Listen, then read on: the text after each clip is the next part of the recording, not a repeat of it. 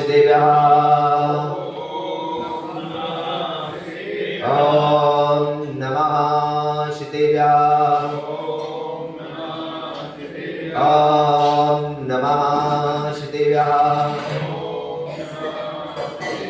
मंगल में मंगले करण हुए तेरा विज्ञान नमताय जाते वे अरिहंतादि महान अरिहंतादि महान नमन चरण में करी रहे अनुनय से कर जो कदम कदम बढ़ते चले मोक्ष महल की ओर कदम कदम बढ़ते चले मोक्ष महल की ओर।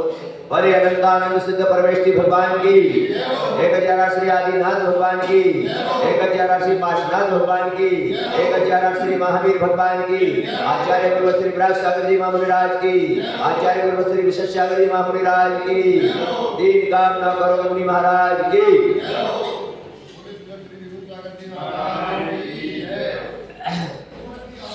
अब आत्माओं,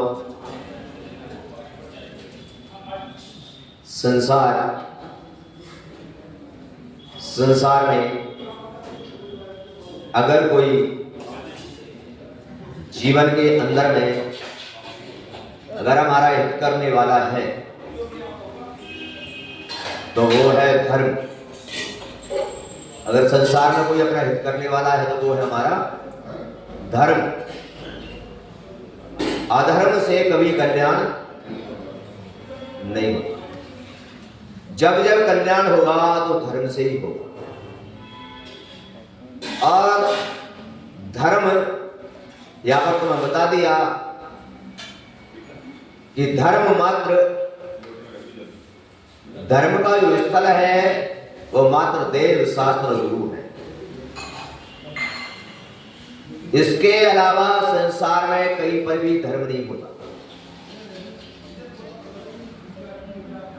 अपन इस चीज को जान रहे हैं कि संसार में कहीं पर भी अगर धर्म है तो देव शास्त्र और इसके अलावा कहीं पर भी धर्म नहीं है। जहां पर भी आप जो धर्म मानते हैं उसके अलावा वो धर्म नहीं है, वो संसार की व्यवस्थाएं हैं। और संसार को ही अपन ने धर्म अगर मान लिया,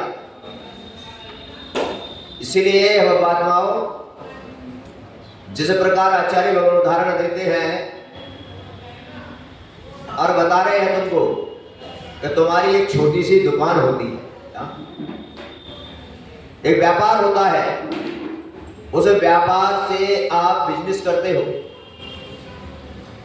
और छोटी सी दुकान से कमाते हो और खर्च सारे संसार में कहीं पर भी कर सकते हो। दुकान तो एक छोटी सी है लेकिन खर्च करने को पूरा संसार पड़ा है। इसी प्रकार देव शास्त्र गुरु हमारे धर्म के स्थल हैं।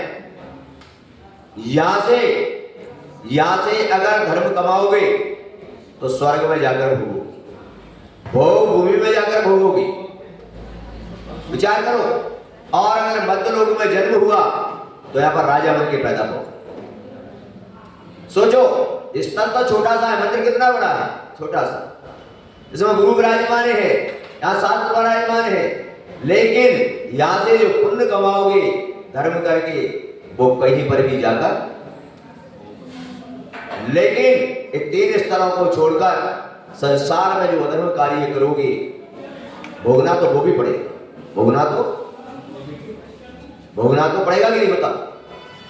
लेकिन यहां से जो पुण्य कमाओगे वो स्वर्गों में भोगोगे, भोग भूमि में जाकर भोगोगे और इस मध्यलोक में आओगे तो राजा बनकर भोगोगे, चक्रवर्ती बनकर भोगोगे। या और अधर्म के कार्यों में अगर लगे रहे तो त्रंच और नरक गति भोगना तो पड़ेगा, भोगना तो पड़ेगा ही। लेकिन बंधुओं, कितना अच्छा आचार्य ने तुम्हें उदाहरण दिया, कितना तुम्हारे लिए ये धर्म की व्यवस्था बताई, कितने से में भी तुम्हारा कल्याण हो रहा है। कितने सेम है? यहाँ पर आचार्यों ने कहा 4 पुरुषार्थ होते हैं। 4 पुरुषार्थ होते हैं। यहाँ पर आचार्यों ने 4 पुरुषार्थों का वर्णन करते हुए तुम्हें बताया, और सबसे पहले धर्म पुरुषार्थ दिया। क्या दिया? सबसे पहले कौन सा पुरुषार्थ दिया? धर्म पुरुषार्थ लिया। अब यहाँ पर भक्तात्माओं विचार करो, 4 पुरुषार्थों में पहले धर्म पुरुषार्थ लिया, चाहते तो दूसरे पुरुषार्थ को भी ले सकते थे ना, क्या दिक्कत थी? लेकिन नहीं, उन्होंने कहा पहले धर्म पुरुषार्थ करो, और जब धर्म पुरुषार्थ करोगे तो दूसरे नंबर पर आता है अर्थ पुरुषार्थ, जिसके कमाने के पीछे भाग रहे हैं। दूसरे नंबर पर क्या आता है? अगर तुम धर्म पुरुषार्थ पहले कर लोगे तो संसार में रुपया, पैसा, धन दौलत तो तुम्हारे पीछे भागेगी। धर्म पुरुषार्थ करना है सबसे पहले। क्या करना? फिर अर्थ पुरुषार्थ। जब धर्म करोगे तो आपके पास लक्ष्मी आएगी, और जब आपके पास लक्ष्मी आ जाएगी तब तीसरे नंबर पर आता है काम पुरुषार्थ। तो संसार में सभी प्रकार की जो तुम्हारी इच्छा है वो पूरी होगी कि नहीं होगी? बोलो। यानी काम पुरुषार्थ, यानी संसार में इंद्रियों के विषयों की तुम्हारी इच्छा पूरी। और जब काम पुरुषार्थ कर लोगे, इसके बाद आता है मोक्ष पुरुषार्थ। कौन सा? कौन सा आगे चौथे नंबर पर? जब आचार्य कहते हैं कि तीर्थंकरों ने संसार में आकर सारे कार्य किए और एंड में उन्होंने मोक्ष पुरुषार्थ किया, यानी उन्होंने दीक्षा को, आप लोग भी ध्यान रखें, आप लोग भी ध्यान रखें, जैसे ही तुम ग्रस्त में हो कोई बात नहीं, ग्रस्त का पालन करो, और पालन करने के बाद जब तुमने अपने जीवन में सारे काम इच्छाएं पूरी कर ली, और जैसे ही आपको लगे कि मैं घर से निवृत्त हो गया, 60 साल की मेरी आयु हो गई, उसके बाद बस मोक्ष पुरुषार्थ शुरू कर दो। क्या? मोक्ष का पुरुषार्थ शुरू कर देना। फिर इस प्रकार पुरुषार्थों का वर्णन किया। अब इसके अंदर बताया कि 8 पैर होते हैं। 8 पैर का मतलब 24 घंटे में 8 पैर माने गए।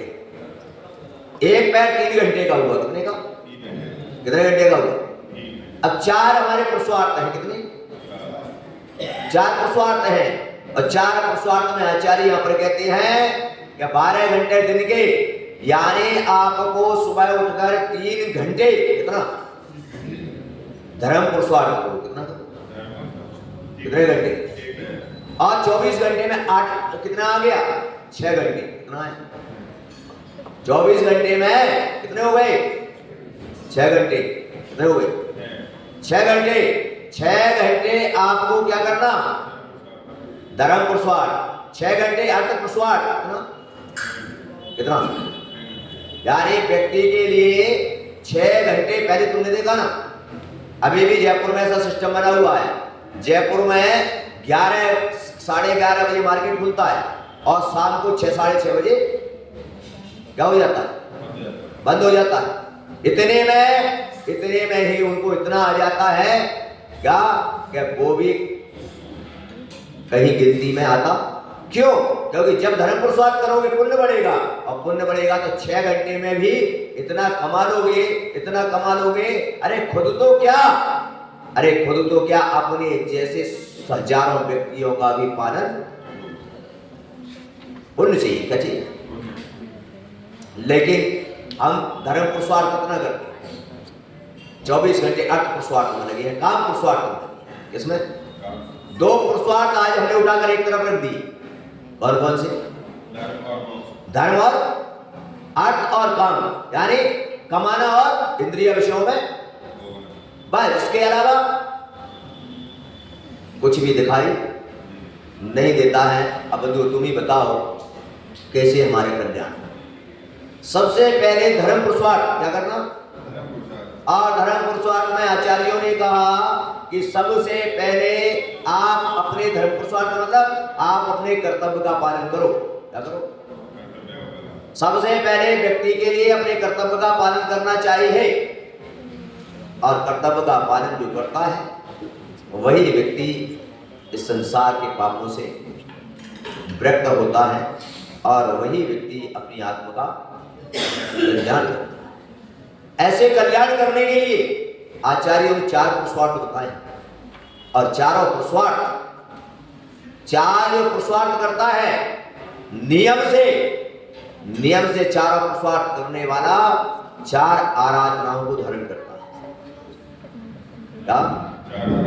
4 आराधना, और चारों आराधनाओं को धारण करना यानी मुनि बनना। क्या बनना? मुनि बनना। और 4 आराधना को धारण करता है नियम से, वो 4 अनंत चतुष्ट को भी प्राप्त होता है।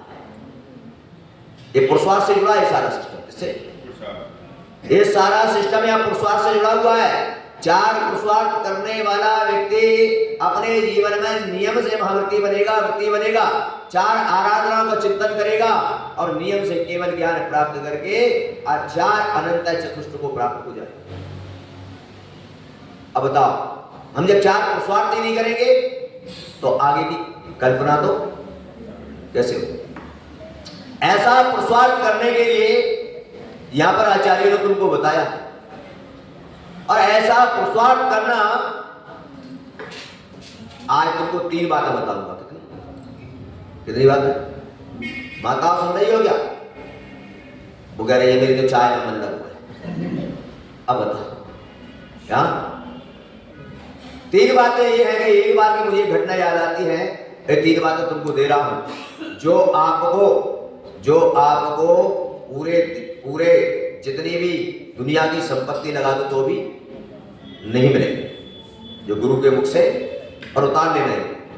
एक बार का एक मुझे घटना याद आती है, एक दृष्टांत याद आता है, और आता है ये कि इस दिल्ली नगर में, वहां पर अब दिल्ली में रह रहा हूं तो दिल्ली की बात कर लेते हैं भाई। जहां रह रहे हैं और क्या, अब जिसकी खाएगी उसकी तो बजानी पड़ेगी। होता है कि नहीं होता है? बात आती है कि दिल्ली नगर के अंदर में एक श्रावक श्रेष्ठी, कौन रहता था? और वो श्रावक श्रेष्ठी मन में विचार करता था कि मैं किसी भी स्थिति परिस्थिति में रहूं, मेरा धर्म पुरुषार्थ ना छूटे। क्या? कौन सा पुरुषार्थ? मेरा धर्म पुरुषार्थ। अगर ये संसार छूटे तो छूट जाए, धन छूटे तो छूट जाए, क्या परिवार छूटे तो, पर मेरे क्या ना छूटे? धर्म पुरुषार्थ ना छूटे। क्या आपके अंदर ऐसा दृढ़ता है? नहीं है। जिस दिन ऐसी दृढ़ता आ जाएगी उस दिन तो तुम्हारा कल्याण हो जाए। बिल्कुल नहीं घबराना चाहिए, बिल्कुल भी बिल्कुल चिंता नहीं करना चाहिए। क्यों नहीं करना चाहिए? इसलिए बंधुओं, जब हमारा पुण्य आएगा, क्या आएगा?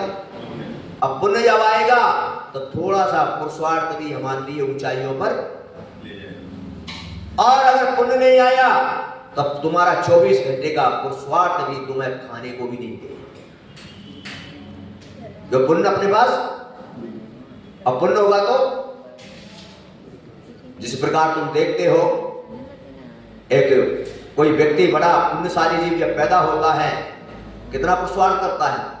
एक सेठ गद्दी पर बैठा हुआ है, टिका हुआ है, और क्या कर रहा है? 50 नौकर है, सबको बोल रहा है और कुछ भी नहीं कर रहा। फिर भी क्यों? क्योंकि पुण्य है। तो थोड़े से पुरुषार्थ में भी वो अधिक कमा रहा है, और एक मजदूर है वो अधिक पुरुषार्थ करने पर भी, बोलो, तो पुण्य का काम है इसका। दिल्ली का एक व्यक्ति ने सोचा कि थोड़ा सा अधिक कमा लूंगा, क्या करूं? तो अधिक कमाने के लिए उसने कहा कि मैं दूसरी जगह कमाने जा रहा हूं। जैसे तुम लोग हैं ना, सोचते हैं दिल्ली में थोड़ी कम कमाई है तो चलो बंबई चलते हैं, हाँ है ना। ऐसा विचार उसके मन में आया। पूरे समय के लिए नहीं, कुछ समय के लिए। कितने समय के लिए? और उस समय वो व्यक्ति राजा के पास पहुंचा।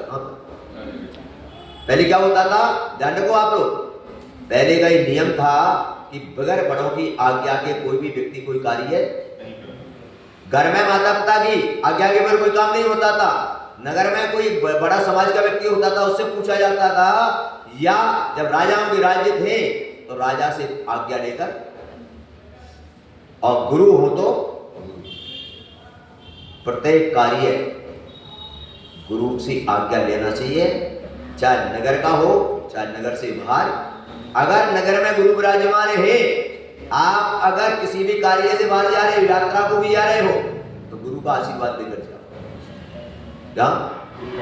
जब गुरु का आशीर्वाद लेकर जाओगे तो जैसे गए सुरक्षित लौटकर आ जाओ। बोलो आओगे कि? इसलिए कभी क्या करना चाहिए? गुरु का आशीर्वाद लेकर बगैर आशीर्वाद के। और वो व्यक्ति गया कमाने के लिए सूरत, वहां पर सूरत सुना हीरो की नगरी है। किसकी? वहां पर चल दिया राजा से पूछकर, और बोले व्यापार के लिए जा रहा हूं, वहां पर जा रहा हूं और व्यापार के लिए जा रहा हूं, और व्यापार करके फिर मैं वापस लौट जाऊंगा 10-15 दिन में।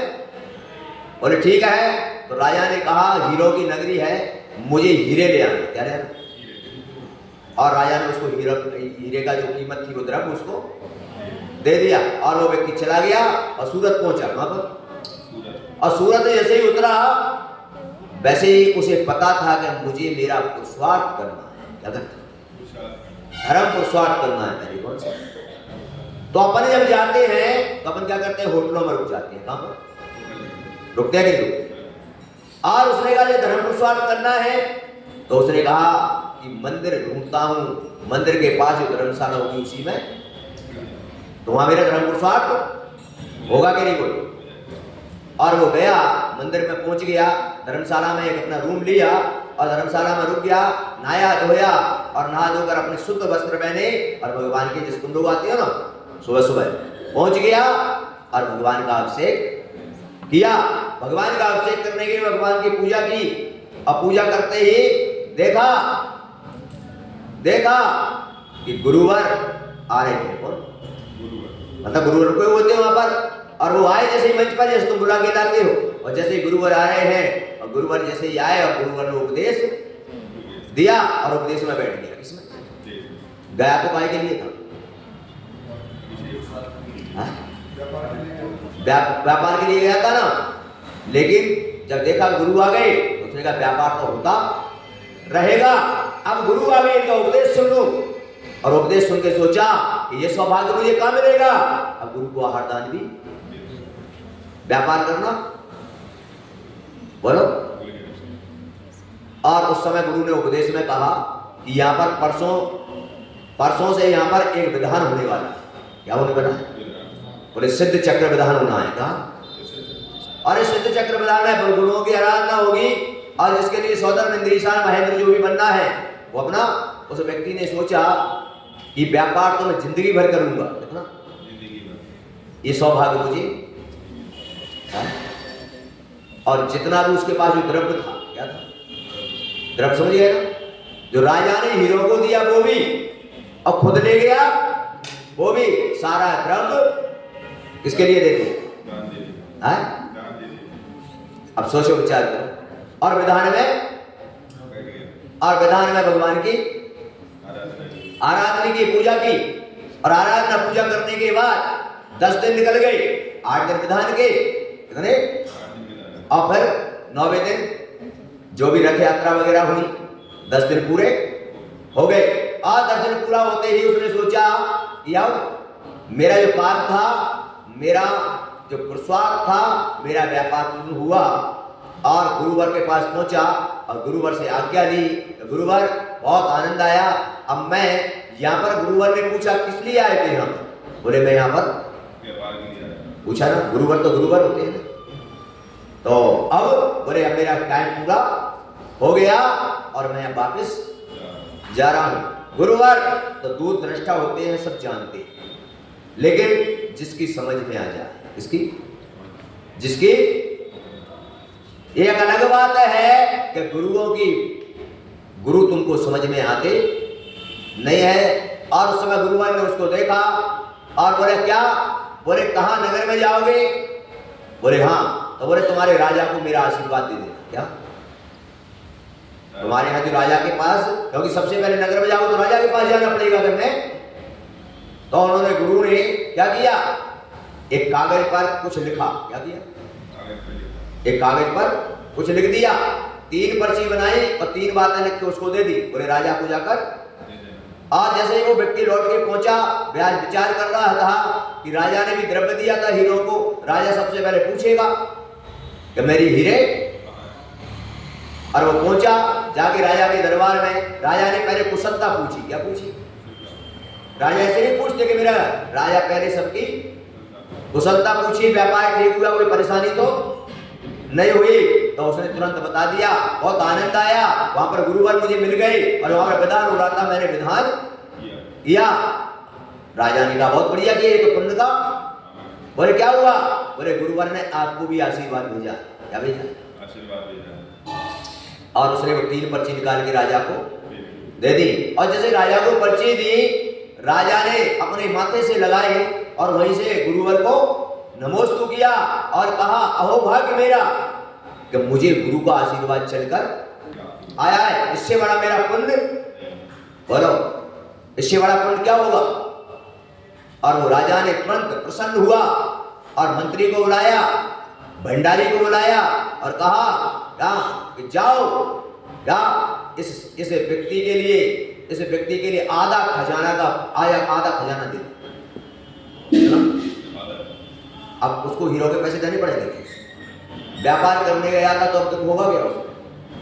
कितना खजाना दे दिया? बोले आधा खजाना इसको, क्योंकि इसने मेरे ऊपर बड़ा उपकार किया है, तो गुरु का आशीर्वाद।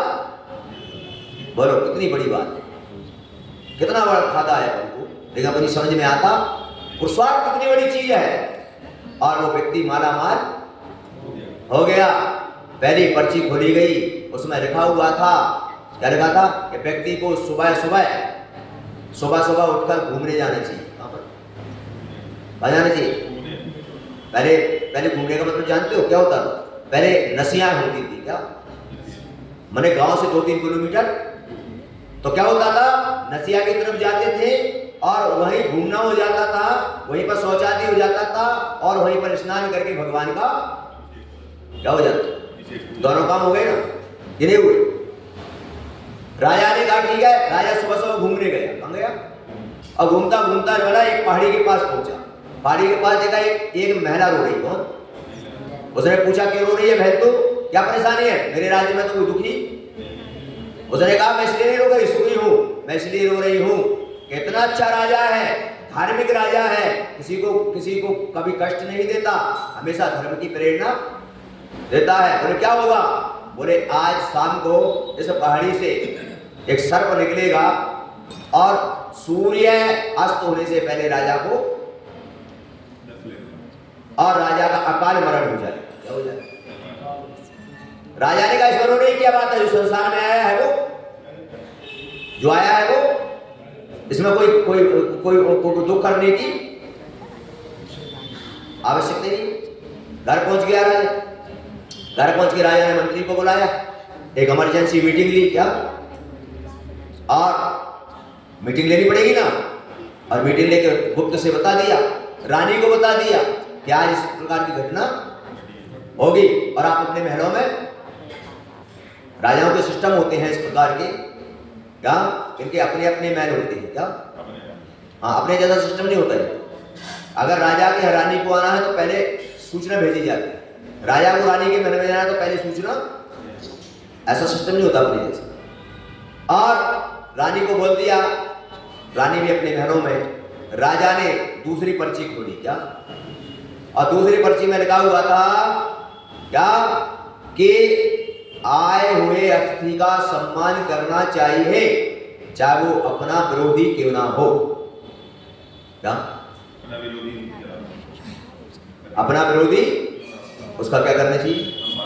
अपने दरवाजे पर कोई दुश्मन भी आ जाए तो भी उसको पानी की पूछ लेना, उसको देखकर मुंह टेढ़ा मत करना।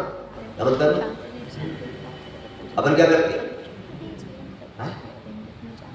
और जब दूसरी पर्ची पड़ी तो मंत्री को बुलाकर कहा उस पहाड़ी से लेकर और मेरे महल के कक्ष तक या फूल बिछवा दो। क्या करो? और दोनों तरफ बढ़िया दूध रखवा दो, जब कौन आ रहा है उसका स्वागत करो। क्या करो? अब विचार करो, आ तो काय के लिए रहा है? मृत्यु के लिए। और उसका क्या कर रहे हैं? और अपन क्या करते हैं, किसी से थोड़ी खटापटका हो जाए ऐसा मुंह बिगाड़ते हैं कैसा, जैसे कभी कड़वी चीज खा लेते हैं ना तो कैसा करते हैं हम लोग, ऐसे अपने विरोधी की देख के अपना मुंह बिगाड़ते हैं। पर ऐसा नहीं करना चाहिए, ऐसा आए हुए अतिथि का जैसे वो निकला और निकलते ही देखा फूलों की खुशबू में मस्त हो गया, क्या हो गया, और चलते चलते रात हो गई, क्या हो गया, सूर्य अस्त हो गया। और जैसे ही वो नागराज पहुंचे, जैसे ही राजा सिंहासन से खड़ा हो गया और बोला नागराज आइए आपका स्वागत है। चाहता तो ये भी तो बोल सकता था कि सैनिक लग जाओ मार देना उसको, बोलो बोल सकता था। उसने कहा आइए नागराज आपका स्वागत है, और कहा आप जिस कार्य के लिए आए हो आपके लिए किसी प्रकार कोई नहीं कहेगा मैं बैठा हूं, आपको काटना है मुझे काट लीजिए, आपको कोई भी मारेगा विचार करो। किसका सम्मान किया, अतिथि का। इससे क्या फायदा हुआ कि सूर्य अस्त से पहले काटना था कब, और सूर्य अस्त हो गया। अब को नागराज कोई वैसा थोड़ी था, कोई देव परीक्षा ले रहा था, और वो तुरंत असली रूप में आकर बोला राजा तूने अतिथि सम्मान करके अपने मृत्यु पर भी विजय प्राप्त कर ली, बोलो विचार करो। और राजा ने देखा कि अब मेरी आयु बच गई है, तो अब रानी महलों में होगी, कहां पर रो रही होगी क्या। और राजा की एक पुत्री थी, कौन, पुत्र नहीं था राजा के। और राजाओं का सिस्टम होता है कि अगर पुत्र नहीं है और राजा का मरण हो जाए तो दूसरा राज उसको पूर्णाधीन कर देगा। इसीलिए हमारे परंपराओं में शास्त्रों में भी कहा गया कि आप लोग जो शादी विवाह करते हो, क्या करते हो, शादी विवाह का सिर्फ शास्त्रों में एक ही मतलब बताया कि शादी विवाह का मतलब भोग भोगना नहीं है। शादी करने का मतलब है कि वंश परंपरा को चलाने के लिए पुत्र की उत्पत्ति होना, इसकी हाँ, इसीलिए पुत्र होना अनिवार्य है, क्या है। और हमारे शास्त्रों में तुम देखते हो कि अगर जिसके यहाँ पुत्र नहीं होता वो महिला सौभाग्यवती नहीं बन सकती, क्या, हाँ देखना पंचकल्याणक और वेदी प्रतिष्ठा में उसको सौभाग्यवती का वो नहीं दिया जाता, क्या। इसलिए सिद्ध हो गया कि पुत्र होना, इसके लिए शादी विवाह की जाती है, इसके लिए। और जब उसने देखा तो रानी ने क्या किया, अपनी लड़की को राजकुमार बना दिया। जैसे घोषणा होगी हम घोषित कर देंगे कि राजकुमार को राज तिलक, किसको बना दिया, लड़की को। और दोनों माँ बेटी एक पलंग पर सो गई वियोग करते। जब राजा ने सोचा कि रानी को सूचना दे दूं, और राजा पहुंचा तो राजा ने देखा कि यहां पर तो रानी किसी राजकुमार के साथ, गुस्सा आ गया, क्या आ गया। और गुस्सा जब आया तो बोला तो तलवार निकाली और कहा ये दोनों को मैं, लेकिन थोड़ी बातें याद आई कि तीसरी पर्ची और है, इसकी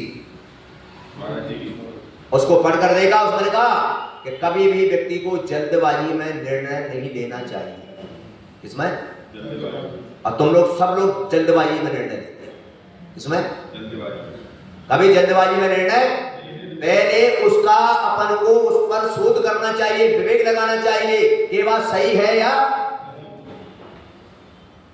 अपन क्या करते हैं हर चीज में, और उस समय उसने तलवार को रखा, दरवाजा बजाया, दरवाजा बजाया तो उठकर आई रानी, और उसने देखा ये तो मेरी ही बेटी है, कौन, ये तो मेरी ही पत्नी है।